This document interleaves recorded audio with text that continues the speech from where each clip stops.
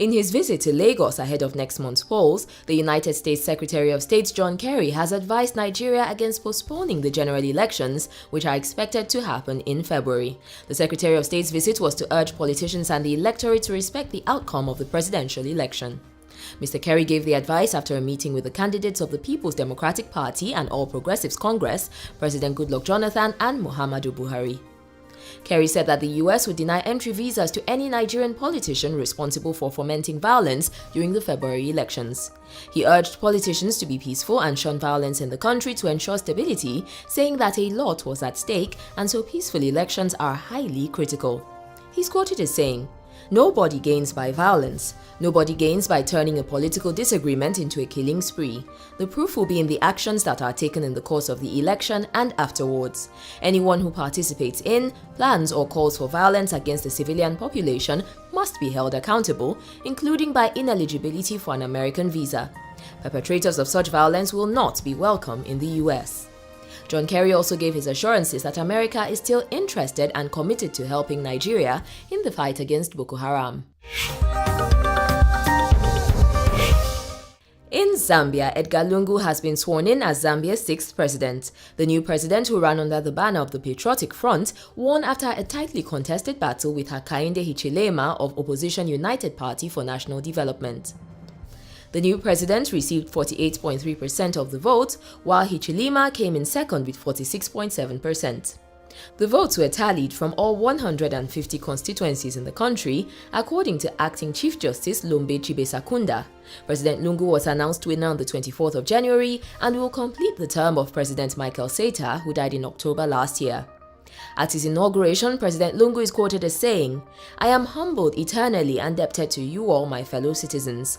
The bottom line is that we want the country to go forward and to banish poverty in our midst." The new president has already started work though and is making quite a few moves. To maintain economic and policy stability, President Lungu is retaining Finance Minister Alexander Chikwanda and Foreign Minister Harry Calabar. He has appointed former Gender Minister Inongwe Wina as the country's first female vice president. She will replace former Vice President Guy Scott, who was very briefly in his position as Zambia's acting president, Africa's only white leader.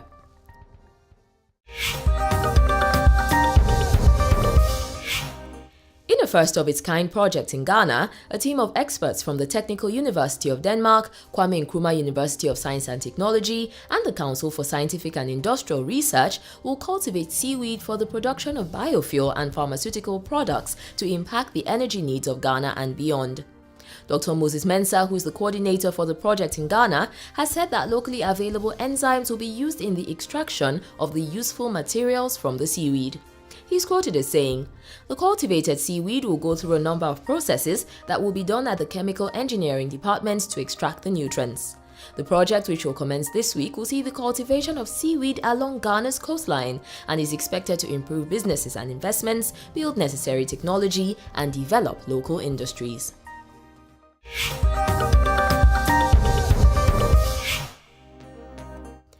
And in some slightly ironic news from Uganda, youth have been urged to shun gambling. The advice comes from National Lotteries Board Chairman Manzi Tumubwene, who said gambling is for leisure and enjoyment and not a means to earn a livelihood or fight poverty, adding that gambling requires consideration, chance, and prize. At a press conference at the Media Center in Kampala, the gaming boss said unemployment has pushed many youth to betting, which they have resorted to as a means of earning a living.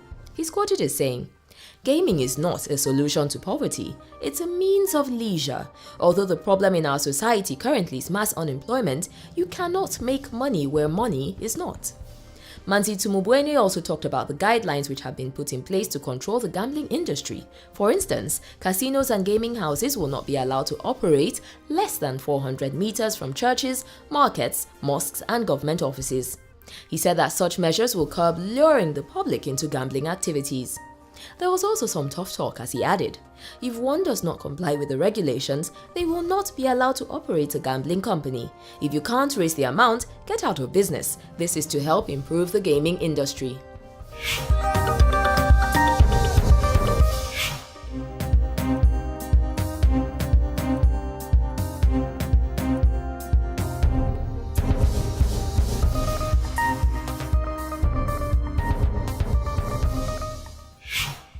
Guys, we've got a quick break coming up now, but when we get back, there's still more to come, especially today's trivia question.